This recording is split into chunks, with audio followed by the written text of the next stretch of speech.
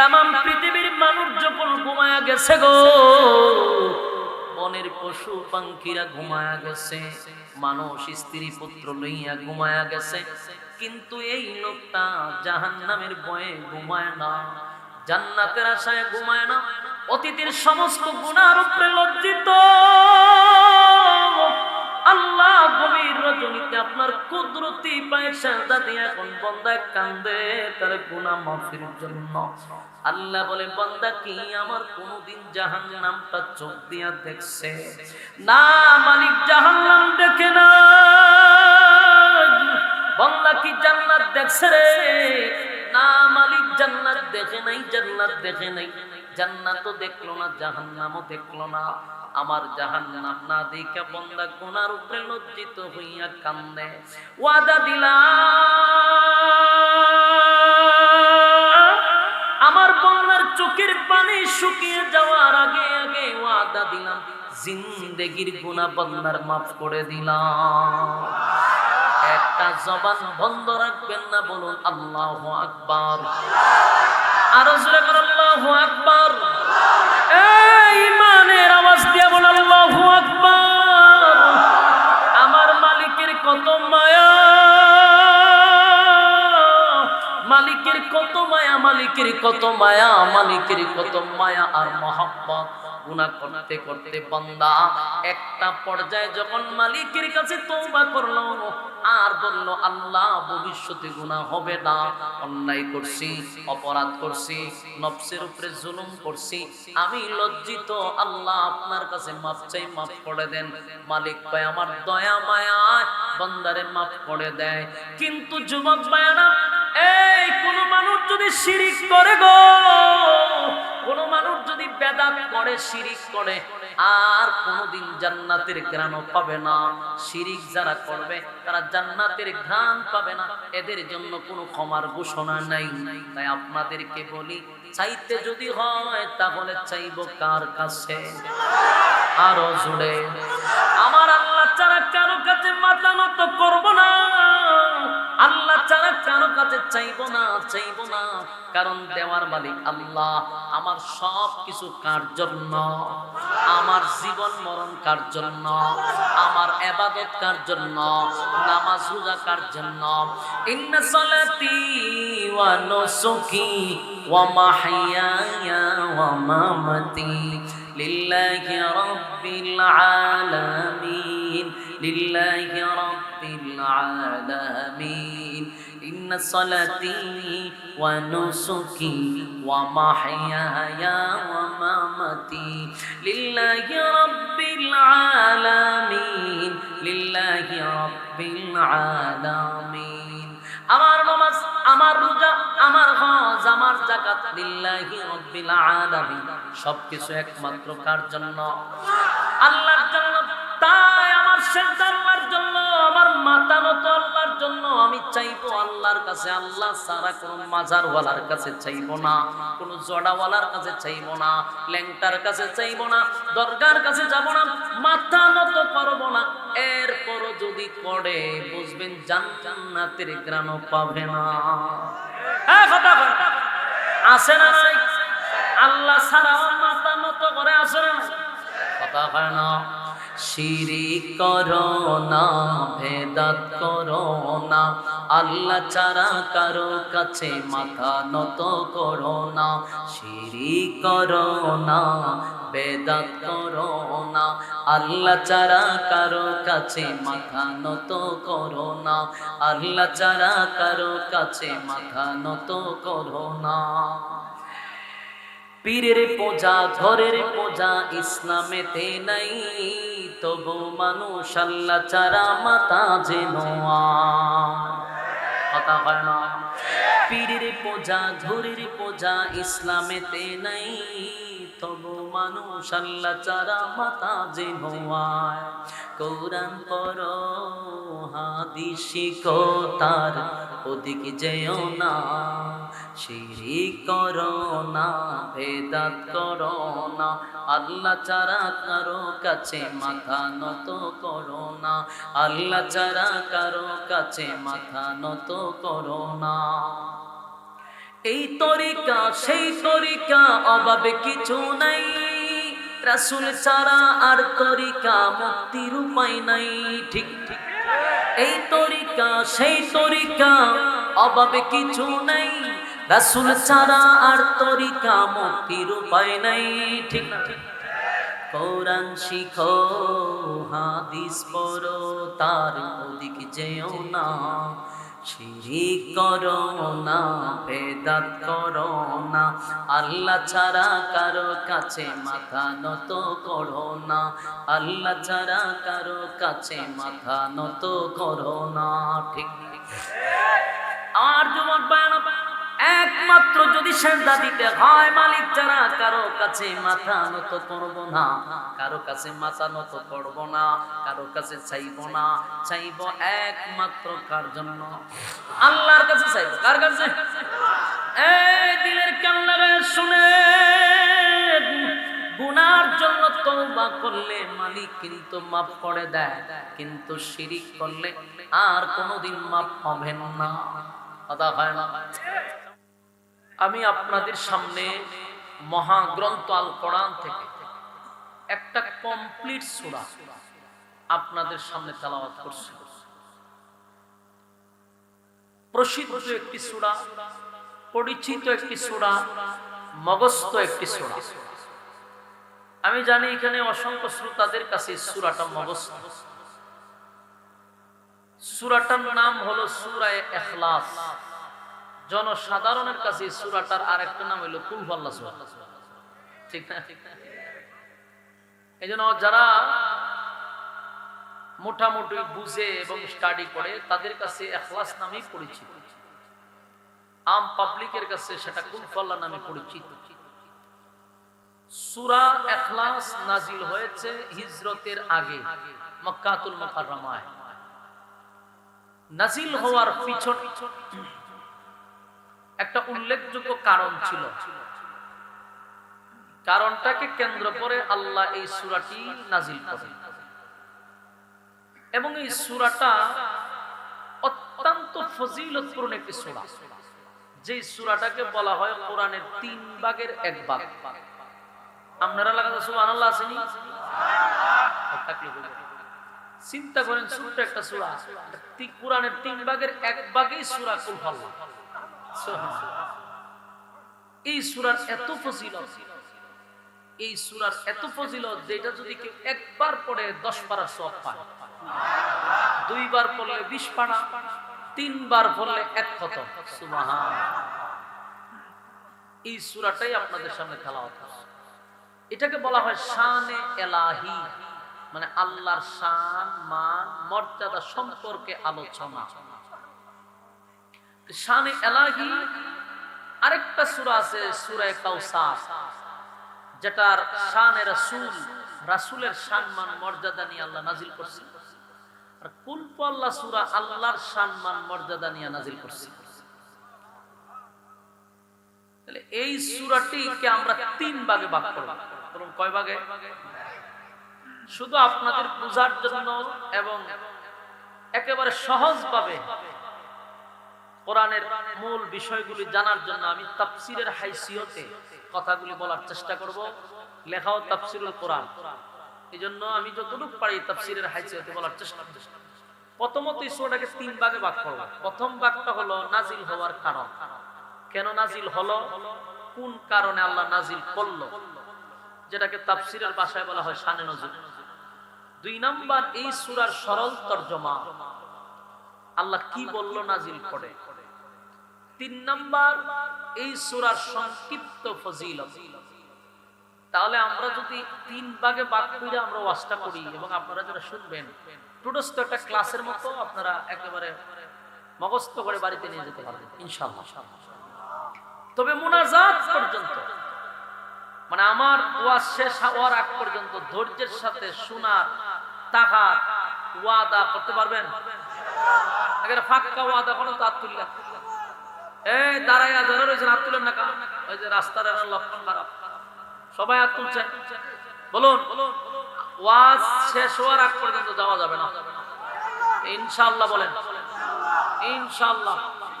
ওই যে পিছনের যারা হাত তুলছেন লামায়া ইনশাআল্লাহ পায়। সুনামগঞ্জের মানুষ বেশি চালাক হলে তো সমস্যা। এই হাত তুলেন, এই বলে আমরা ইনশাআল্লাহ। হ্যাঁ হাত নামান। নেলু ওয়াদা করাইছে লড়ন দিত, যে লড়বো মুনাফিকিয়া বাড়ির জন্য, কারণ ওয়াদা বর খেলাপ করে তো মুনাফিকের খাসলত, ঠিক নেই? লড়ন দিত বুঝা দাও না। আসুন আমরা প্রথম সূরাটাকে তিনটা ভাগে ভাগ করে প্রথম আলোচনাটা করি, কেন নাজিল হলো, নাজিলের কারণটা। আগে আসুন সূরার নাম কি? ইখলাস। বলুন সূরার নাম কি? ইখলাস শব্দের অর্থ কি? খাঁটি। বলুন ইখলাস শব্দের অর্থ খাঁটি, একবারে নির্ভেজাল খাঁটি। এই সূরাটা নাজিল হয় মক্কা নগরীতে যখন রাসূল আরবি সাল্লাল্লাহু আলাইহি সাল্লাম একত্ববাদী খুদার দাওয়াত দেওয়া শুরু করছে। তখন মক্কাতে শুধু রাসূলই একত্ববাদী খুদার দাওয়াত একজন রাসূলই দিতেন, আর বাকি আরো দল ছিল, দ্বিত্ববাদী ছিল, তৃতীয়বাদী ছিল, বহুবাদী ছিল। দ্বিত্ববাদী মানে দুই খুদায় বিশ্বাস করতে দিল ইহুদি, তৃতীয়বাদী মানে খ্রিস্টান, তিন খুদায় বিশ্বাস করে, আর বহুবাদী মানে বহু খুদায় বিশ্বাসী, এরা হলো মূর্তি পূজারী। তাহলে তিন দল আগে থেকেই ছিল। আর রাসূল আরবি সাল্লাল্লাহু আলাইহি সাল্লাম যখন হঠাৎ করে মানুষের সামনে বলতে লাগলেন লা ইলাহা ইল্লাল্লাহ, না আল্লাহ ছাড়া কোনো মাবুদ নাই, মুহাম্মাদুর রাসূলুল্লাহ সাল্লাল্লাহু আলাইহি সাল্লাম, আমি আল্লাহর বান্দা এবং রাসূল, আমি শুধু আজকের থেকে মুহাম্মদ না, আমি মুহাম্মাদুর রাসূলুল্লাহ সাল্লাল্লাহু আলাইহি সাল্লাম। এই দাওয়াত যখন দেওয়া শুরু করছে, দ্বিত্ববাদী, তৃতীয়বাদী, বহুবাদী, এই তিন দল এরা এক হয়ে গেছে। খেয়াল রাখবেন, মুসলমান যারা যত দল আছে এরা ধর্ম ভিন্ন ভিন্ন, কিন্তু মুসলমান টেকানোর জন্য এরা কিন্তু এক হয়ে যায়। বাস্তব না বাস্তব? এরা সব এক। দেখবেন এমনি এর ধর্ম আলাদা, খ্রিস্টান একটা ধর্ম, ইহুদি একটা ধর্ম, মূর্তি পূজারী আরেকটা ধর্ম, কিন্তু মুসলমানের সাথে যখন তারা দ্বন্দ্বে লাগে তখন সব এক দল। যেন মুসলমানের শত্রু সর্বদলীয়, আপনারা চোখ কান খোলা রাখতে পারেন। তো রাসূল সাল্লাল্লাহু আলাইহি সাল্লাম একত্ববাদী খুদার দাওয়াত দেয়, তোরা না তিন দল ছিলি, এখন দেখা যায় তিন দল এক জায়গা হয়ে গেছে। ওই কয় আমরা বাপ দাদা থেকে দাওয়াত দিয়ে আইতেছি, আমরা পূর্বপুরুষরা দাওয়াত দিয়ে আসতেছে, কিন্তু মুহাম্মদ নতুন করে কেন একত্ববাদী খুদার দাওয়াত দিবে, সেটাই হলো মূল মাথা ব্যথা। এখন সব একত্রিত হইয়া এরা একটা মিটিং করছে যে কি করা যায়, চলো আমরা যাই। রাসূল আরবি সাল্লাল্লাহু আলাইহি সাল্লামের কাছে গেছে, যাওয়ার পরে প্রথম দাফে তারা রাসূলকে কিছু লোভ দেখাইছে, লোভনীয় কিছু অফার দিছে, যে দেখো তুমি আমাদের বাতিজা, আমাদের বংশে, তুমি অনর্থক সমাজের মধ্যে ফাটল সৃষ্টি না করে, বিবাদ সৃষ্টি না করে, তুমি যদি এই দাওয়াত বাদ দিয়ে দাও, তোমাকে প্রয়োজনে আমরা ক্ষমতা দিব। গুমগুমিটা বন্ধ করে, গুমগুমিটা করতেছ। প্রয়োজনে আমরা কি দিব? রাজত্ব দিব। তুমি যদি ধন সম্পদ চাও তাও দিব, তুমি যদি সুন্দরী নারী চাও তাও দিব। অফার দিছে। কারণ অফার দিয়া মানুষ অনেক সময় নেতারে কিনে লাউন যায়, নেতা মেতা অনেক সময় মানুষ অফার দিয়া কিনে, যে তুমি নির্বাচনে দাঁড়ায়ও না, তোমারে সুনামগঞ্জে একটা একতলা প্লাট করে দিলাম, এ চিন্তা করে তার এমপি কিতা করতাম, সুনামগঞ্জে এমন একটা সাইট তোমাকে দিয়া দিব, এরকম অফার দেয়। তো এরা মনে করছে রাসূল সাল্লাল্লাহু আলাইহি সাল্লামকে অফার দিলে হয়তো উনি বাদ দিয়া দিবেন। লোভনীয় অফার দেখানোর পরে রাসূল শুধু এতটুকুই বলছে যে আপনারা যা যা অফার দিচ্ছেন সবগুলি সম্ভব, দেওয়া সম্ভব, যেগুলা দেওয়া অসম্ভব, আসমানের সূর্য চন্দ্র দেওয়া তো অসম্ভব, অসম্ভব কাজটাকে যদি সম্ভব করেন আমার হাতে এনে দেন, তাও আমার যে মিশন এখান থেকে চুল পরিমাণও সর্বনাশ। এমন এরা তো ব্যর্থ যে অফারে কাম হইছে, চলে গেছে। কিছুদিন পরে এরা পুরো প্রস্তুতি নিয়ে 8-10 জন লোক রাসূলের কাছে ডাইরেক্ট বসে গেছে। বৈশা বলল, শোনো, তুমি যে আল্লাহর দাওয়াত দাও সেই আল্লাহর দাওয়াত তো আমরাও দিই। ওই কথা বুঝছেন কি ফেসলা? যে তুমি যে আল্লাহর দাওয়াত দাও সেই আল্লাহর দাওয়াত তো আমরাও দিই, তাহলে মাঝখানে তোমারই মাঝখানে দাওয়াত দেওয়ার দরকার কি? সেটা তো আমরাই করতেছি। আমরা তো আল্লাহকে আল্লাহ বলেই বিশ্বাস করি। এদের এই কথার পরে রাসূল আরবি সাল্লাল্লাহু আলাইহি সাল্লাম শুধু তাদের কথাগুলি একতরফা শুনতেছেন। বলল যে তুমি যে দাওয়াত দিতেছ, তুমি যে রবের দাওয়াত দাও, যে আল্লাহকে আল্লাহ বলে বিশ্বাস করো, আমরাও কিন্তু সেই আল্লাহকে আল্লাহ বলেই বিশ্বাস করি। এবং তুমি নতুন করে সমাজের মধ্যে বিশৃঙ্খলা সৃষ্টি না করে আমরাও বলে মিল্লা এরপর একটা দাওয়াত দিই। তুমি এক সপ্তাহ তোমার খোদার দাওয়াত দাও, আমরা এক সপ্তাহ আমরা দাওয়াত দিই। এইভাবে এরা বাট করে লিখছে। শেষে রাসূল বলল যে চাচা, আপনাদের আল্লাহ বলা বিশ্বাস আর আমাদের আল্লাহ বলার বিশ্বাসের মধ্যে উল্লেখযোগ্য বেশ কম আছে। বেশ কমটা কি? খুব মনোযোগ দিয়ে শুনবেন। আপনাদের এলাকাতে হিন্দু আসেনি? হিন্দু লোক আছে, হিন্দুদের সাথে কথা বলে দেখেন, এরাও কিন্তু উপরে যে একজন আছে আল্লাহ এটা বিশ্বাস করে। আমার গ্রামও হিন্দু আছে। অনেক সময় জিগাই, দাদা কেমন আছেন, উত্তর দেয় উপরওয়ালা ভালোই রাখছে। তার মানে উপরে যে একজন আছে এটা বিশ্বাস করে। কিন্তু এদের বিশ্বাস আর মুমিনের বিশ্বাসের মধ্যে রাত দিন ব্যবধান আছে। আমাদের বিশ্বাসটা হলো যে আমরা বিশ্বাস করি আল্লাহ এক, আমাদের আল্লাহ এক, অদ্বিতীয়, তার কোনো শরীক নাই, কোনো ইলাহ নাই, সাথী নাই, সঙ্গী নাই। আল্লাহকে আল্লাহ বলে বিশ্বাস করি, তবে এক বলে বিশ্বাস করি। হিন্দুরা, বুদ্ধরা, খ্রিস্টানরা, ইহুদিরা আল্লাহকে আল্লাহ বলে ঠিক, কিন্তু একক বলে বিশ্বাস করে না। হিন্দুরা আল্লাহকে আল্লাহ বলে ঠিক, কিন্তু এক আল্লাহ বলে বিশ্বাস করে না। এই জন্য দেখবেন এরা আল্লাহকে আল্লাহ বলে ঠিক, কিন্তু যখন কোনো কিছু দরকার হয় তখন সরস্বতী মার কাছে কয়, যখন কিছু দরকার হয় তখন দুর্গা মার কাছে কয়, যখন কিছু দরকার হয় তখন কালী মার কাছে কয়। বাস্তব না বাস্তব? তাহলে আল্লাহ যে একজন আছে তোরা মানলি, বিশ্বাসও করো, তাহলে সরস্বতী মার কাছে চাষ করে, দুর্গা মার কাছে চাষ করে, কালী মার কাছে চাষ করে, তাহলে বোঝা গেল আল্লাহকে আল্লাহ বলে ঠিক, কিন্তু একজন বলে বিশ্বাস করে। এরা দেখবেন কোনো কিছু চাইলে নিজের হাতে যারা বানাইছে এটার কাছে চায়। উপরওয়ালা যা আছে বিশ্বাস করছে ঠিক, কিন্তু চায় না। এখানে এরা মনে হয় নিজের হাত দিয়ে যারা বানাইছি এটার কাছে চাইতে হবে, আর এটার কাছে চায়। আল্লাহর রাসূল সাল্লাল্লাহু আলাইহি সাল্লাম তাদের কথাগুলি শুনতেছিল, এবং এরা যে আল্লাহকে আল্লাহ বিশ্বাস একজন আছে এটা মানে এটা রাসূলও জানতো, কিন্তু এক বলে বিশ্বাস করতো। বিশ্বাস করতো না বিদায় খানায় কাবার ভিতরে 360টা মূর্তি নিজের হাতে বানায় রাখছে। কোনো কিছু চাইলে এদের কাছে গেছে। তো এরপরে যখন রাসূল বললেন যে না, আপনাদের আল্লাহ আর আমার আল্লাহর মধ্যে উল্লেখযোগ্য বেশ কম আছে, আপনারা আল্লাহকে বলেন ঠিক, কিন্তু এক বলে বিশ্বাস করেন। তখন এরা বলে যে ঠিক আছে, তোমার আল্লাহ আর আমরা আল্লাহ যখন মিলই নাই, তো তোমার আল্লাহর পরিচয় দিচ্ছে। ওই তখন তারা পরিচয় চাইতেছে যে আমাদের আল্লাহ তোমার আল্লাহ যখন মিলই পেলাম না, এখন তোমার আল্লাহ যে তার কিছু পরিচয় দাও, ডিটেইলস বর্ণনা করো। তোমার আল্লাহ টোটাল কতজন? রাসূলকে জিজ্ঞাসা যে আল্লাহ টোটাল কতজন? এরপরে তারা বলতেছে তোমার আল্লাহর সাথী সঙ্গী কতজন আছে? এরপরে বলতেছে তোমার আল্লাহ করেটা কি, কাজটা কি?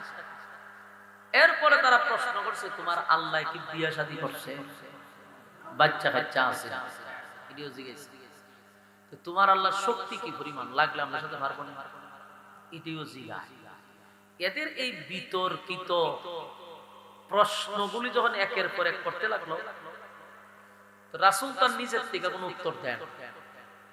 আল্লাহ তখন এদের এই বিতর্কিত প্রশ্নের জবাব দিতে গিয়ে সূরা ইখলাস কুল হুয়াল্লাহ সূরা নাযিল করছে। নাযিল হওয়ার কারণটা বুঝছেন? তাহলে আমরা কয় ভাগে ভাগ করছি সূরাটারে? কয় ভাগ শেষ হয়েছে? এক ভাগ শেষ হয়েছে। এই সূরাটা নাজিল হওয়ার মূল কারণ হলো এদের বিতর্কিত প্রশ্নের জবাব, এবং সূরাটার নাম রাখছে খাঁটি, মানে ইখলাস। ইখলাসটা কেন রাখলো? ওই যে এরা কয় তোমার আল্লাহ আর আমাদের আল্লাহ তো একই আল্লাহ। আল্লাহ হয় ইখলাস রাখার উদ্দেশ্য হলো খাঁটি। মুসলমান ইমানদারের আল্লাহ বলাটা হলো খাঁটি, বেঈমানদের আল্লাহ বলাটা হলো ডুপ্লিকেট, বাউতাবাজি। না, আল্লাহকে আল্লাহ বলে ঠিক, কিন্তু কোনো কিছু চাওয়ার জন্য দেওয়ার ক্ষমতা আল্লাহতে আছে এটা বিশ্বাস করে না। এরা মনে করে ক্ষমতা আছে সরস্বতী মার কাছে, মনে করে আছে কালী মার কাছে, দুর্গা মার কাছে। কথা কি বুঝতেছেন? এই জন্য মুমিনের আল্লাহ বলাটা হলো খাঁটি, বেঈমানের আল্লাহ বলাটা হলো ডুপ্লিকেট, ভেজাল। এই জন্য সূরার নাম রাখছে খাঁটি। তাহলে আমরা নাজিল হওয়ার কারণ জানলাম। এখন এদের বিতর্কিত প্রশ্নের জবাব কি দিল, দ্বিতীয় ধাপে আমরা তার সরল তর্জমা করব। এখন আসুন আমরা দ্বিতীয় ধাপে আল্লাহ কি বলছে সেটা শুনি। সূরা নাজিল করে আল্লাহ বলেন, কুল হুয়াল্লাহু আহাদ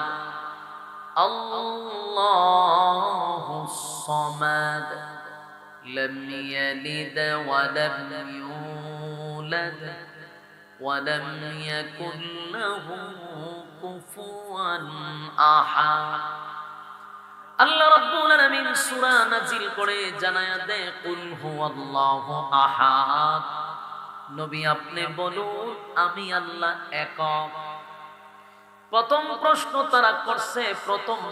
তারা করছিল আপনার আল্লাহ কয়জন, আপনার আল্লাহর মোট সংখ্যা কতজন? জবাবে আল্লাহ বলেন, কুল হুয়াল্লাহু আহাদ, নবী আপনি বলুন আমি আল্লাহ এক, অদ্বিতীয়, আমার কোনো সাথী নাই, আমার কোনো সঙ্গী নাই, আমার কোনো ইলাহ নাই। তারা আপনাকে প্রশ্ন করে আমি আল্লাহ কতজন, জানায়া দেন লা ইলাহা ইল্লাল্লাহ, লা ইলাহা ইল্লাল্লাহ, লা ইলাহা। নেই কোনো মাবুদ আল্লাহ ছাড়া, নেই কোনো মাবুদ আল্লাহ ছাড়া, এক খোদার পর দুই খোদা আর তিন খোদা মোরা কিছু মানি না, বলো লা ইলাহা ইল্লাল্লাহ, লা ইলাহা। নেই কোনো মাবুদ আল্লাহ ছাড়া, লা ইলাহা ইল্লাল্লাহ, নেই কোনো মাবুদ আল্লাহ ছাড়া। একের পর এক বিতর্কিত প্রশ্নের জবাবে আমার মালিক সূরা ইখলাস নাজিল করে জানায়া দেয়, নবী আপনি বলুন কুল হুয়াল্লাহু আহাদ, নবী আপনি বলুন আমি একক, অদ্বিতীয়, আমার কোনো সাথী নাই, সঙ্গী নাই, কোনো ইলাহ নাই। তাহলে এক নাম্বার প্রশ্নের জবাব কিন্তু আমার আল্লাহ শুরুতেই দিয়া দিছে, কুল হুয়াল্লাহু আহাদ, নবী আপনি বলুন আমি একক। বলুন প্রথম প্রশ্নের জবাব পাইছেন? প্রথম প্রশ্নের জবাব পেয়ে গেল। নবী আপনি বলুন আমি আল্লাহ একক, অদ্বিতীয়, আমার কোনো সাথী নাই, আমার কোনো সঙ্গী নাই। দুই নাম্বার প্রশ্ন হলো আপনার আল্লাহর কাজ কি, উনি করেটা কি, কেমনে চলে? আল্লাহ তখন বলেন আল্লাহুস সামাদ, আমি অমুকাফিকি, আমি কারো উপর ডিপেন্ড করি না, আমি কারো উপর ডিপেন্ড করি না। কুল কায়নাত আমার উপরে ডিপেন্ড করে, আমি কারো উপর নির্ভর নয়। কুল কায়নাত আমি আল্লাহর উপরে নির্ভর করে। তাই জানায়া দেন আমি অমুকাফিক। তিন নাম্বার প্রশ্ন তাদের, তিন নাম্বার প্রশ্ন হলো আপনার আল্লাহ কি বিয়ে শাদী করছে, ছেলে মেয়ে আছে, বাচ্চা কাচ্চা আছে? এই প্রশ্ন করছে কারণ খ্রিস্টানেরা বিশ্বাস করে তাদের আল্লাহ তিনজন। খ্রিস্টান বিশ্বাস করে কয়টা? তিনজন বিশ্বাস করে। কেমনে বিশ্বাস করে জানেন?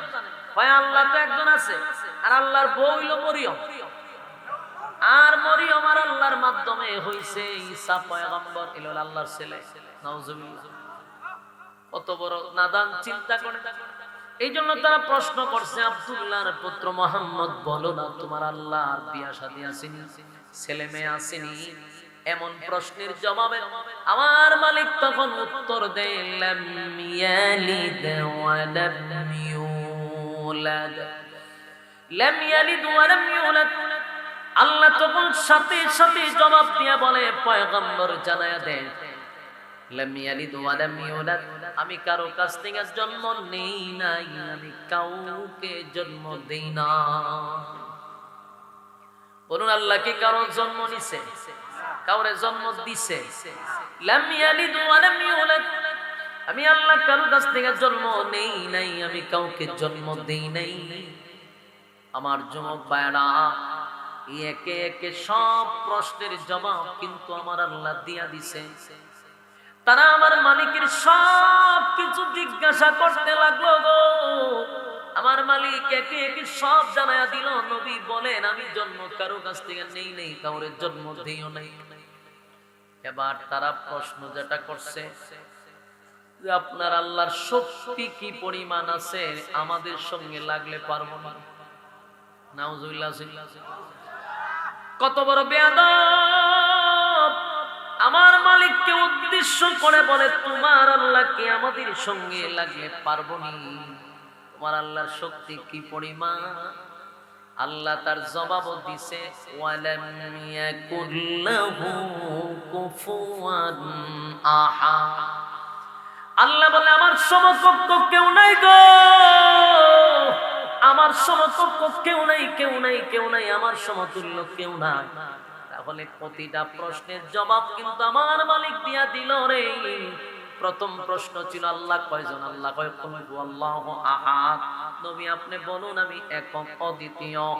তারপর আল্লাহুস সামাদ, আমি অমুকাফিকি, লাম ইয়ালিদ ওয়া লাম ইউলাদ, আমি কারো কাছ থেকে জন্ম নেই নাই, কাউকে জন্ম দেই নাই। ওয়া লাম ইয়াকুল লাহু কুফুয়ান আহাদ, আমার সমকক্ষ কেউ নাই, আমার সমতুল্য কেউ নাই, কেউ নাই, কেউ নাই। একের পর এক তারা প্রশ্ন করতেছে, আমার আল্লাহ জবাব দিতেছে। মোট কথা সূরা ইখলাস হলো আল্লাহর শান মান মর্যাদা সম্পর্কে একটা আলোচনা। আল্লাহর সমস্ত ডিটেইলস সূরা ইখলাসের ভিতরে আল্লাহ দিয়ে দিয়েছে। তারা অনেকগুলো প্রশ্ন করছে, এর বাইরে আরো অনেক প্রশ্ন করছে। সূরা ইখলাসের বাইরেও তারা প্রশ্ন করছে রে। তারা বলছে আপনার আল্লাহ যদি সবার চেয়ে শক্তি বেশি হয়, ওনার সমতুল্য যদি কেউ না হয়, তাহলে বলুন আপনার আল্লাহর কি মরণ আছে?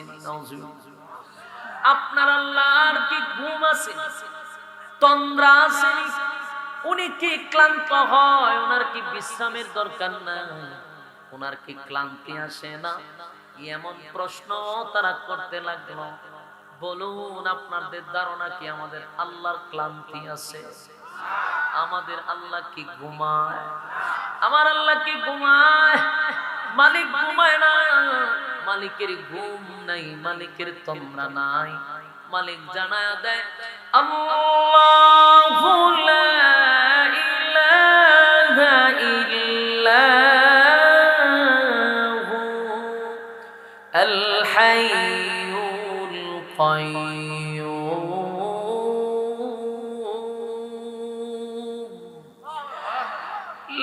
প্রশ্নের জবাব দিয়া দেয়, আমার ঘুম নাই, তন্দ্রা নাই, লা তাআখুযুহু সিনাতুন ওয়ালা নাওম। আল্লাহ বলে আমার ঘুম নাই, আমার তন্দ্রা নাই রে, আমার ঘুমও নাই, আমার তন্দ্রাও নাই। তাই আল্লাহ স্পষ্ট জানায়া দিছে, বান্দা শোন, আমার ঘুম নাই, তন্দ্রা নাই, ক্লান্তি নাই। আল্লাহ যদি তন্দ্রায় থাকে, ঘুমে থাকে, বলুন আসমান জমিন থাকব, সূর্য চন্দ্র থাকব, সব ধ্বংস হয়ে যাবে, কোনো কিছুই থাকবে না। কারণ গোটা বিশ্বটা মালিকের কুদরতি হাতের মুঠোয়। সেই মালিক যদি ঘুমায়, তাহলে আসমান ভেঙে টুকরা টুকরা হয়ে পড়বে, জমিন থাকবে না। যুবক ভাইরা আমার, রব্বে কারীম কিন্তু তাদের একের পর এক প্রশ্নের জবাব দিয়া দিল। বেঈমানরা প্রশ্ন পাইয়া কয়, ঘটনা বুঝলাম না পয়গম্বর, আমরা যতগুলো প্রশ্ন করলাম সবগুলি প্রশ্নের জবাব উনি একটার পর একটা দিয়া দিল। তাদের প্রথম প্রশ্ন, আল্লাহ কয়জন? স্পষ্ট ঘোষণা, আল্লাহ কয়জন? একক, কোনো সাথী নাই, সঙ্গী নাই, ইলাহ নাই। যুবক ভাইরা, হিন্দুরাও আল্লাহকে আল্লাহ বলে বিশ্বাস করে, তারাও বলে উপর একজন আছে, উপর আল্লাহ একজন আছে। কিন্তু আফসোসের ব্যাপার হলো আল্লাহকে আল্লাহ বলে ঠিক, কিন্তু সব কিছু দেওয়ার ক্ষমতা আল্লাহর আছে এটা বিশ্বাস করে না। এটা বিশ্বাস করার না করার কারণে তারা হয় কাফের, বেঈমান, মুশরিক। কথা কোন ঠিক? আরো জোরে। কিন্তু আমি আমার বাংলার জমিনে আরেকটা দল দেখছি, এরাও নাম দেয় মুসলমান, নিজের মুসলমান দাবি করে। মুসলমান দাবি করার পরে আল্লাহকে আল্লাহ বলে বিশ্বাস করে, নবীরে নবী বলে বিশ্বাস করে, সব ঠিক আছে, কোরআন কোরআন সব বিশ্বাস করে রে, আল্লাহর সব কিছু বিশ্বাস করে। কিন্তু আমি দেখলাম এদের মধ্যে যে সমস্যা, হিন্দুদের মধ্যে একই সমস্যা। এরা আল্লাহকে আল্লাহ বিশ্বাস করে ঠিক, কিন্তু সন্তান চাওয়ার জন্য যায় বাবার কাছে, সন্তান চায় মাজারের কাছে। হিন্দুরা যেমন আল্লাহকে আল্লাহ বিশ্বাস করে, কিন্তু চাওয়ার বেলায় কালিমার কাছে, চাওয়ার বেলায় হয় সরস্বতী মার কাছে। আমাদের দেশের কিছু ভণ্ডগুলি আল্লাহকে আল্লাহ বিশ্বাস করে সত্য, কিন্তু সন্তান চায় মাজারের কাছে, সন্তান চায় দরগার কাছে, সন্তান চায় বাবার কাছে। বলুন তাদের মধ্যে আর তাদের মধ্যে বেশ কম? কোনো বেশ কম নাই। সাবধান সাবধান, আল্লাহ ছাড়া কারো কাছে মাথা নত করা যাবে না। কথা হয় না? আল্লাহ ছাড়া কোথাও মাথা নত করা যাবে না গো। আল্লাহ কয় সব বরদাস্ত করতে পারি রে, কিন্তু শিরিক আমি আল্লাহ বরদাস্ত করতে পারি না।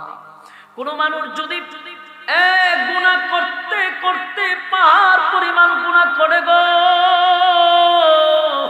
মানুষ যদি গুনাহ করতে করতে একটা পর্যায়ে বান্দা হঠাৎ করে থাইমা গেছে যে আল্লাহ এতদিন যা করছি, অন্যায় করছি, অপরাধ করছি, নিজের মাথায় নিজে কোড়াল মারছি, আল্লাহ বুঝতে পারছি আমার নফসের উপরে আমি জুলুম করছি। ওই বান্দাটা যদি একটা সময় অনুতপ্ত হইয়া প্রচন্ড ঠান্ডা পানি দিয়া গভীর রজনীতে উইটা যদি আল্লাহর কুদরতি পায়ে সেজদা দিয়া কান্না শুরু করে, তামাম জিন্দেগীর গুনার উপরে লজ্জিত হইয়া যদি কান্দে গো, আল্লাহ বলেন বান্দা যখন নজুলের রহমতের সময় কান্না শুরু করবে গুনার উপরে লজ্জিত হইয়া, আল্লাহ তখন জিজ্ঞাসা করে ফেরেশতারা রে, এই বান্দা কেন কান্দে, কেন কান্দে? ফেরেশতারা বলেন মালিক,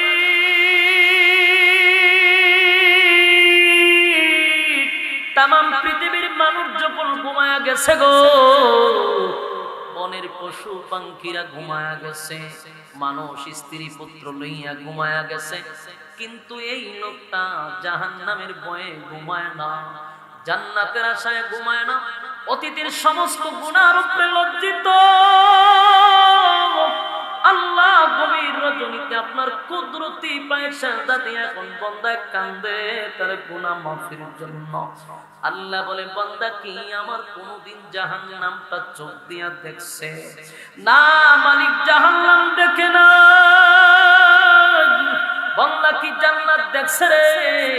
না মালিক, জান্নাত দেখে নাই, জান্নাত দেখে নাই। জান্নাতও দেখলো না, জাহান্নামও দেখলো না। আমার জাহান্নাম না দেখা বান্দা গুনার উপরে লজ্জিত হইয়া কান্দে। ওয়াদা দিলাম আমার বান্দার চোখের পানি শুকিয়ে যাওয়ার আগে আগে, ওয়াদা দিলাম জিন্দেগীর গুনাহ বান্দার মাফ করে দিলাম। একটা জবান বন্ধ রাখবেন না, বলুন আল্লাহু আকবার। আরো জোরে বলুন আল্লাহু আকবার। এই ইমানের আওয়াজ দিয়ে বলুন আল্লাহু আকবার। আমার মালিকের কত মায়া, মালিকের কত মায়া, মালিকের কত মায়া, মালিকের কত মায়া আর মহব্বত।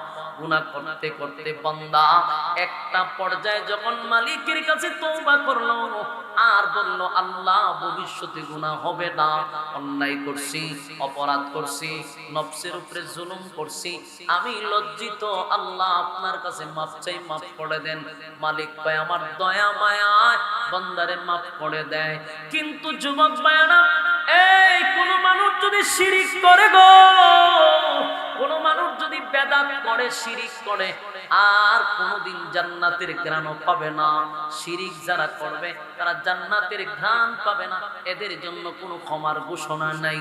তাই আপনাদেরকে বলি, চাইতে যদি হয় তাহলে চাইবো কার কাছে? আরো জুড়ে, আমার আল্লাহ ছাড়া কারো কাছে মাথা নত করব না, আল্লাহ ছাড়া কারো কাছে চাইবো না, চাইবো না। কারণ দেওয়ার মালিক আল্লাহ। আমার সব কিছু কার জন্য? আমার জীবন মরণ কার জন্য? আমার ইবাদত কার জন্য? নামাজ রোজা কার জন্য? ইন্না সালাতি ওয়া নুসুকি ওয়া মাহইয়ায়া ওয়া মামাতি লিল্লাহি রাব্বিল আলামিন, লিল্লাহি রাব্বিল আলামিন। ইন্না সালাতি ওয়া নুসুকি ওয়া মাহইয়ায়া ওয়া মামাতি লিল্লাহি রাব্বিল আলামিন, লিল্লাহি রাব্বিল আলামিন। আমার নামাজ, আমার রোজা, আমার হজ, আমার যাকাত লিল্লাহি রাব্বিল আলামিন, সবকিছু একমাত্র কার জন্য? আল্লাহর জন্য। তাই আমার সিজদা আল্লাহর জন্য, আমার মাথা নত আল্লাহর জন্য। আমি চাইবো আল্লাহর কাছে, আল্লাহ ছাড়া কোন মাজারওয়ালার কাছে চাইবো না, কোন জড়াওয়ালার কাছে চাইবো না, ল্যাংটার কাছে চাইবো না, দরগার কাছে যাব না, মাথা নত করবো না। এরপরও যদি করে বুঝবেন জান্নাতের ঘ্রাণ পাবে না। হ্যাঁ, কথা বল, আছে না নাই? আল্লাহ ছাড়া মাথা নত করে আছে না? কথা হয় না। শিরিক করো না, ভেদাত করো না, আল্লাহ ছাড়া কারো কাছে মাথা নত করো না।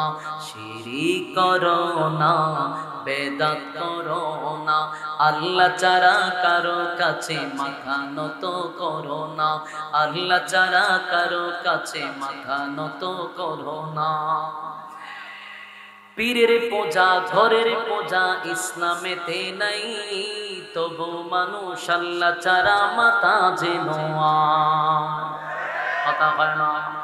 পীরের পূজা, ঘরের পূজা ইসলামেতে নাই, তবু মানুষ আল্লাহ ছাড়া মাথা যেন কোরআন পড়ো, হাদিস শিখো, তার ওদিকে যেও না। শিরিক করো না, ভেদাত করো না, আল্লাহ ছাড়া কারো কাছে মাথা নত করো না, আল্লাহ ছাড়া কারো কাছে মাথা নত করো না। এই তরিকা সেই তরিকা, অভাবে কিছু নাই, রাসূল ছাড়া আর তরিকা মুক্তির উপায় নাই। ঠিক ঠিক, এই তরিকা সেই তরিকা, অভাবে কিছু নাই, রাসূল ছাড়া আর তরিকা মুক্তির উপায় নাই। ঠিক ঠিক, কোরআন শিখো, হাদিস পড়ো, তার ওদিকে যেও না। শিরিক করো না, বেদাত করো না, আল্লাহ ছাড়া কারো কাছে মাথা নত করো না, আল্লাহ ছাড়া কারো কাছে মাথা নত করো না। ঠিক ঠিক, আর যুবক ভাইরা, একমাত্র যদি সিজদা দিতে হয় মালিক ছাড়া কারো কাছে মাথা নত করব না, কারো কাছে মাথা নত করব না, কারো কাছে চাইব না। চাইব একমাত্র কার জন্য? আল্লাহর কাছে চাইব। কার কাছে? এই দিলের কান লাগায় শুনে, গুনার জন্য তওবা করলে মালিক কিন্তু মাফ করে দেয়, কিন্তু শিরিক করলে আর কোনোদিন মাফ হবে না। কথা হয় না? সাউন্ডটা ডাকবে গেল কেন ভাই? সাউন্ড ডাবছি কেন? সাউন্ড বাড়ান, বক্সে মনিটরে বাড়ান। আল্লাহ রাব্বুল আলামিন বলেন, সাবধান, শিরিকটা আমি বরদাস্ত করতে পারি না, শিরিক আমি বরদাস্ত করতে পারি না। বান্দারে, শিরিক গুনাহটা আমি মালিক পছন্দ করি না, তাই আমি আপনাদের হাতে পায়ে ধরে বলি, গুনাহ করলে আল্লাহ মাফ করে দিবে, কিন্তু সাবধান, শিরিক নামক গুনাহ করবেন না। আল্লাহ ছাড়া কারো কাছে চাইবেনও না, আল্লাহ ছাড়া কারো কাছে মাথাটা নত করবেনও না। কথা হয় না? বেঈমানি বলি, তারা আল্লাহকে আল্লাহ বলে বিশ্বাস করত, কিন্তু তারা মনে করত মূর্তি তাদেরকে কিছু দিতে পারবে। তারা মনে করত তারা বুঝি কালিমার কাছে চাইলে কিছু দিতে পারবে। এই জন্য আমাদের আল্লাহ বলা আর হিন্দুদের আল্লাহ বলার মধ্যে বেশ কম আছে না ভাই? কথা হয় না? আমার যুবক ভাইরা, তাই আল্লাহ রাব্বুল আলামিন সূরা ইখলাস নাযিল করে জানায়া দেয়, কুল হুয়াল্লাহু আহাদ, নবী বলুন আমি একক অদ্বিতীয়, আল্লাহুস সামাদ, আমি অমুখাপেক্ষী, লাম ইয়ালিদ ওয়া লাম ইউলাদ, আমি আল্লাহর কোন কারো কাছ থেকে জন্ম নেই নাই, কাউকে জন্ম দেই নাই, ওয়া লাম ইয়াকুল লাহু কুফুয়ান আহাদ, আমার সমতুল্য সমকক্ষ কেউ না। বলুন আমরা সূরাটারে কয় ভাগে ভাগ করছিলাম? 3 ভাগের 2 ভাগ কিন্তু চলে গেছে। সরল তরজমাটাও আপনাকে শোনায়া দিলাম, নাজিল হওয়ার কারণটাও শোনাইলাম। এবার আসুন সংক্ষিপ্ত ফজিলত, এই সূরার ফজিলত বর্ণনা করব। শুনতে রাজি আছে? আমি আপনাদের সামনে শুধু বলবো সূরাটার ফজিলত কি পরিমাণ, একটু দিলের কান লাগায় শুনেন। এই সূরাটাকে বলা হয় কোরআনের 3 ভাগের 1 ভাগ। কেউ যদি একবার পড়ে 10 পারার সওয়াব, 2 বার পড়লে 20 পারা, 3 বার পড়লে 30 পারা, এক খতমের সওয়াব আল্লাহ আমলনামায় দিবে। এই প্যান্ডেলের ভিতরে বহু মানুষ আছে গো, এই প্যান্ডেলের ভিতরে বহু মানুষ আছে যারা কোনোদিন সূরা ফাতিহা থেকে নিয়া সূরা নাস পর্যন্ত দেখে দেখে এক খতম দিছে, এমন লোক অনেক কম পাওয়া যাবে। বহু মানুষ আছে যাদের আমল নামায় কোনো খতম নাই, এক খতম কোরআন অনেকেই পড়তে পারে নাই, পড়ছে না। আবার কিছু মানুষ আছে কোরআন খতম করছে, কিন্তু কি যে খতম করছে আলেম ছাড়া সাধারণ পাবলিক বুঝতে পারছে কি যে পড়ছে। এটা আল্লাহই নাজিল করছে না, এর কাছে শয়তানে নাজিল করছে। এরা হইছে ফরার ভঙ্গিমা উল্লে শয়তান একটু দৌড় মারে। এগুলো ফরন থেকে না ফরন আরো ভালো, না ফরন ভালো করে এখন আমরা তো অর্থ বিগড়ে লিতেছে। আমরা আগে শুদ্ধ করেন, আপনারা কে বলছে কোরআন শরীফ খতম দিতে? আপনার ফরজ হইল কোরআন সহি শুদ্ধভাবে শিখা, আপনার কোরআন খতম দেওয়া ফরজ। কিন্তু আমাদের মা বোনেরা কিছু মুরব্বীরা মসজিদে বসে দেখবেন ফরতাছে, মাবুদ আল্লাহ কি যে পড়ে, পড়ার স্টাইলটা শুনবে এরা শুরুটাই পাবে আউযু বিল্লাহি মিনাশ শাইতানির রাজিম, এইভাবে কাঁপায়া কাঁপাইতে কইছে পাইছেন কই? এটা কি আল্লাহর কোরআন? অর্থ কই গেছে বিকৃত কইরা অর্থ মতো 12টা বাজছে। সহি তো না, ওই শুদ্ধ তো দূরের কথা, পুরো অর্থটারে চেঞ্জ করে দিয়েছে। আল্লাহর রাস্তে আপনারা ফরজ করতেন, আপনারা আগে সহি করেন, এটা ফরজ। সহি করে শিখাটা ফরজ, খতম দেওয়া ফরজ না। আগে শিখে কমপক্ষে 4টা সূরা তো শিখা দরকার। নামাজ পড়তে 4টা সূরা লাগে। এই 4টা সূরা যদি সহিভাবে শিখেন, শুদ্ধ করে শিখেন, তাহলে আপনি নামাজ কমপ্লিট হওয়ার জন্য যথেষ্ট। কিন্তু আমাদের পড়া হলে তো শয়তান ডিজে গানের আয়োজন করে, এমন তালের পড়া নাই, অক্ষরের উচ্চারণ মাখরাজ তো বুঝতই না, প্রতিটা শব্দে শব্দে শব্দে ভুল। অথচ নামাজ ভঙ্গের কারণ হলো 19টা। বলুন নামাজ ভাঙ্গে কয়টা কারণ? 1 নাম্বার কারণ কি জানেন? নামাজে অশুদ্ধ পড়া। বলুন 1 নাম্বার কারণটা কি? নামাজে অশুদ্ধ পড়াতে শেষ, আপনার প্রথমই শেষ নামাজ। আপনি তো 4টা সূরা শুদ্ধ করে শিখতেন, তাহলে আপনার প্রথমই নামাজ ভাঙবে, নামাজ প্রথমে ভেঙে গেছে। এজন্য আসুন এই সূরা সহি শুদ্ধভাবে যদি কেউ পড়ে, সহি শুদ্ধভাবে যদি একবার পড়ে, 10 পারার সওয়াব কিন্তু ঢুকে যাবে। 3 বার পড়লে 1 খতম সওয়াব। কিয়ামতের কঠিন ময়দানে মানুষের আমলনামা যখন তোলা হবে, তখন দেখা যাবে অনেকের আমলনামায় কোরআনের একটা খতমও পাওয়া যায় না রে, একটা খতমও নাই। হায় আফসোস। আল্লাহর নবী বলবেন উম্মতেরা শুন, এই কোরআন তো আমার উপরে নাজিল করছে রে, কত ভাগ্য তোদের ছিল, তোদের নবীর উপরে কোরআন নাজিল হয়েছে, কিন্তু তোদের আমল নামায় একটা খতমের কোরআনের সওয়াব নাই। হায়রে দুর্ভাগ্য, হতভাগা, কপাল পোড়া, হাসরের মাঠে একটা খতম লইয়া উঠতে পারলেন না। এর থেকে বড় কপাল পোড়া বলুন আর কে হতে পারে? এই জন্য সূরা ইখলাস আমাদের জন্য একটা নিয়ামত। সূরা ইখলাস আমাদের জন্য একটা নিয়ামত। নিয়ামত কেন বললাম?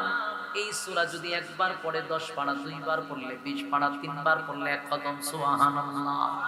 তাহলে আমার সঙ্গে পড়ুন, কুল হুয়াল্লাহু আহাদ, আল্লাহুস সামাদ, লাম ইয়ালিদ ওয়া লাম ইউলাদ ওয়া লাম ইয়াকুল লাহু কুফুয়ান আহাদ।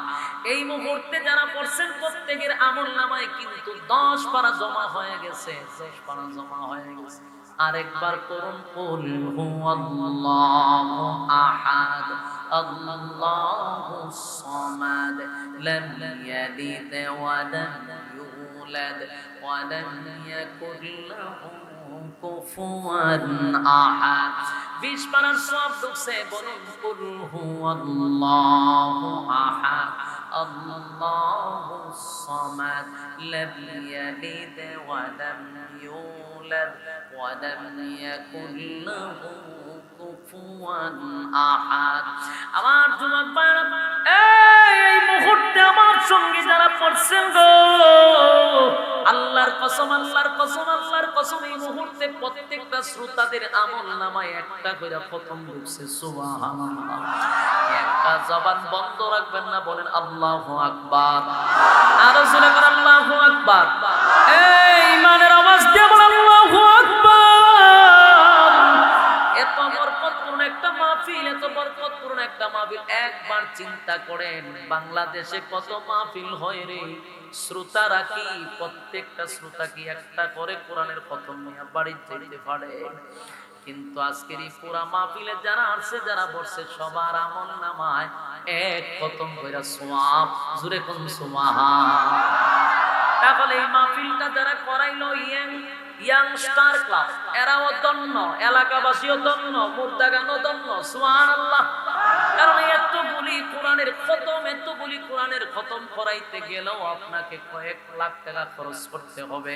মানুষ এক জায়গায় জমা করতে হবে, খাওয়াইতে হবে, এরপরে তাদেরকে খতমে বসাইতে হবে, ঠিক নেই? আর এখানে রেডিমেড এক খতম প্রত্যেক আমলনামা। আল্লাহ রাব্বুল আলামিন এই খতমের সওয়াবগুলি সোনার মদিনায় পৌঁছায়া দাও, আমিন। আমাদের আত্মীয় স্বজনের কবরে পৌঁছায়া দাও, আমিন।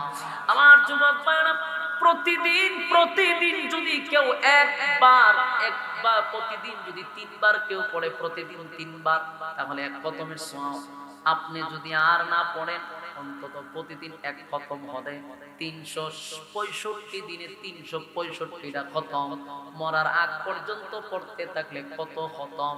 কিয়ামতের মাঠে যখন আপনি উঠবেন, আপনার আমলনামায় শুধু কোরআনের খতম দেখা যাবে। সুবহানাল্লাহ। আমার যুবক ভাইরা, পড়তে কিন্তু 1 মিনিট সময় লাগে না গো, কিন্তু 1 মিনিটে একটা খতম আমাদের আমলনামায় উঠে যায়। এত মজা, এত গুরুত্বপূর্ণ কথা আর কোথায় পাবেন? আমরা যদি প্রতিদিন 3 বার পড়ি, একটা খতমের মালিক হয়ে গেলাম। এইভাবে প্রতিদিন পড়লে 1 বছরে 365টা খতম। সুবহানাল্লাহ। এখানেই শুধু শেষ নয়, সূরা ইখলাসের এত ফজিলত, এত ফজিলত, এত ফজিলত। সূরা ইখলাস যদি কেউ 10 বার পড়ে, 10 বার, আল্লাহর নবী বলেন জান্নাতে তার জন্য বালাখানা তৈরি করা হয়। আমার যুবক ভাইরা, এই সূরা ইখলাসের এত পাওয়ার, কেউ যদি পড়তে থাকে, প্রতিদিন পড়ে, খালি উঠতে বসতে পড়তে থাকে, আল্লাহর নবী বলেন তার ইজ্জত আর সম্মান আল্লাহ বাড়ায়া দেয়। তার সমাজে সম্মান বেড়ে যাবে, মহল্লায় সম্মান বেড়ে যাবে, আল্লাহর কাছে মর্যাদা বান্দার বেড়ে যাবে। আমার যুবক ভাইরা, প্রতিদিন যদি অবসর সময় গল্প না বলে, কথা না বলে, আমরা যদি সূরা ইখলাসের আমল করতে থাকি, ইজ্জত সম্মান আল্লাহ বাড়ায়া দিবে। আমার যুবক ভাইরা, এর একটা জ্বলন্ত প্রমাণ হলো হাবিবে কিবরিয়া নবী মুহাম্মদুর রাসূলুল্লাহ সাল্লাল্লাহু আলাইহি ওয়াসাল্লাম যুদ্ধের ময়দানে গেছে, নিজেই সেনাপতির দায়িত্ব পালন করলেন পয়গম্বর। আল্লাহর নবী গেলেন যুদ্ধের ময়দানে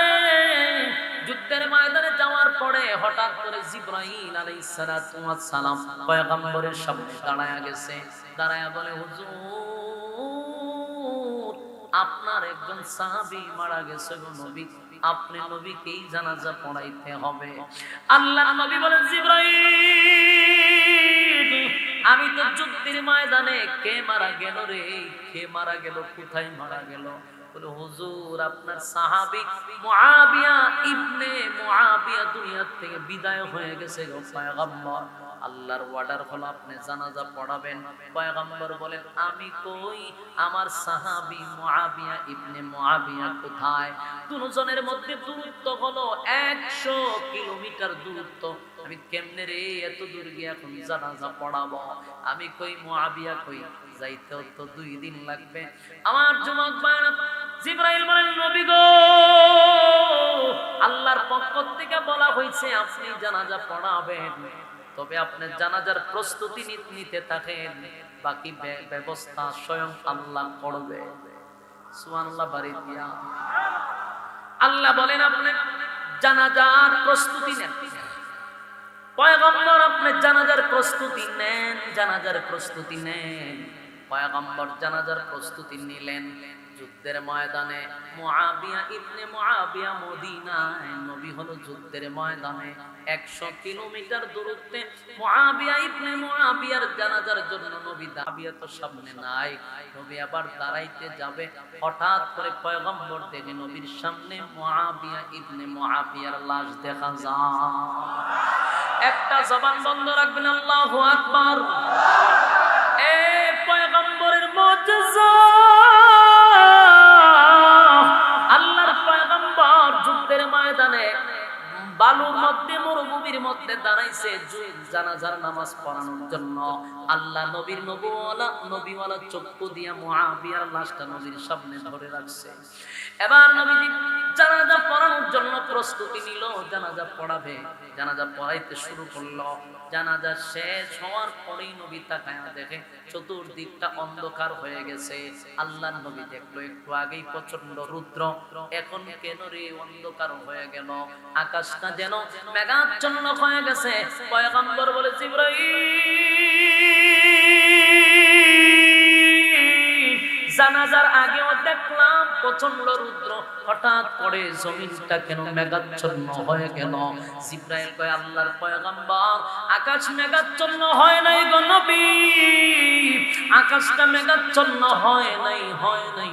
আপনার মুআবিয়া ইবনে মুআবিয়ার জানাজা এই পরিমাণ ফেরেশতা আসছে আসমান থেকে, এই পরিমাণ ফেরেশতা জানাজায় হাজির হয়েছে।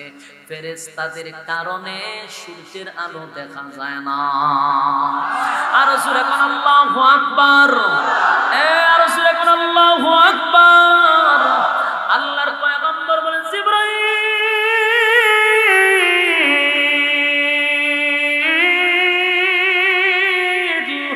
আমার মুআবিয়া ইবনে মুআবিয়া কেমন আমল করতো রে, এত সম্মান আর এত মর্যাদা, এত সম্মান আর এত মর্যাদা। চতুর্দিক দিয়া শুধু ফেরেশতার ফেরেশতা। আমার মুআবিয়ারে কি ফেরেশতারা চিনে? ফেরেশতা বলে, জিবরাইল বলে, হুজুর, শুধু আমি কেন, আসমানের সমস্ত ফেরেশতারা মুআবিয়ারে চিনে এবং জানাজায় আসছে। আল্লাহর নবী যুদ্ধের ময়দানে চলে গেলেন, যুদ্ধ শেষ, বাড়িতে গেলেন। বাড়িতে গিয়া সর্বপ্রথম মুআবিয়ার ঘরে গেলেন। মুআবিয়ার যত আত্মীয় স্বজন আছে সবাইকে নবী নিজেই জিজ্ঞাসা করলেন, এই মুআবিয়ার কি এমন আমল ছিল রে? আমি একটু জানতে চাই মুআবিয়ার আমলটা কি ছিল। কেউ কয়, হুজুর, আমল তো আর কোনো গোপন আমল দেখি নাই। এরপর নবী বলেন, ভালো করে বল, আমার মুআবিয়া কি এমন আমল করত? একজন দাঁড়ায় বলে, হুজুর, মুআবিয়ার একটা আমল ছিল, উঠতে বসতে খাইতে যেখানে যাইতো অবসর সময় পাইলেই সূরা ইখলাস, কুল হুয়াল্লাহ সূরা পড়তে থাকতো। চিৎকার দিয়া বলুন সুবহান। এই সূরা ইখলাস পড়তো সব সময় পড়তো, যার কারণে আমার মালিক মুআবিয়া ইবনে মুআবিয়ার সম্মান আর মর্যাদা বাড়ায়া দিছে।